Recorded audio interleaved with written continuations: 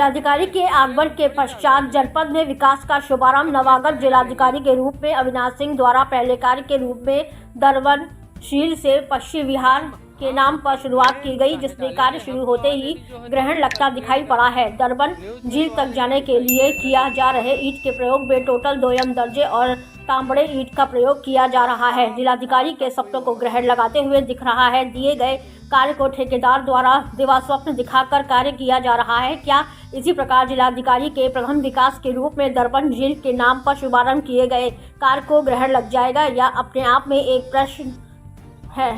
जबकि जिलाधिकारी के आगमन के पश्चात जनपद में विकास का शुभारंभ नवागत जिलाधिकारी के रूप में अविनाश सिंह द्वारा पहले कार्य के रूप में दरबन झील से पक्षी विहार के नाम पर शुरुआत की गई, जिसमें कार्य शुरू होते ही ग्रहण लगता दिखाई पड़ा है।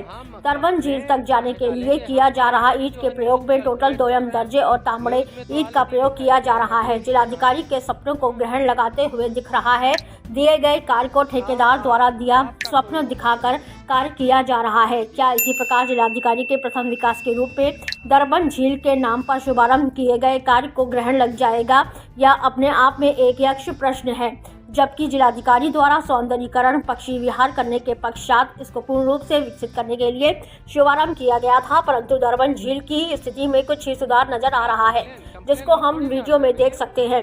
दरबन झील पर रामवेद वर्मा द्वारा यह बताया गया कि सुनने में आ रहा था कि बिजली के नाम पर यहाँ 4 लाख कुछ रुपए पास हुए थे, जिससे प्रकाश व्यवस्था यहाँ संपन्न रूप से उपस्थित रहे, परंतु दरबन झील पर प्रकाश व्यवस्था शून्य दिखाई पड़ी। यह भी नहीं, यहाँ के लोग भी कह रहे हैं, यह देखा भी जा सकता है।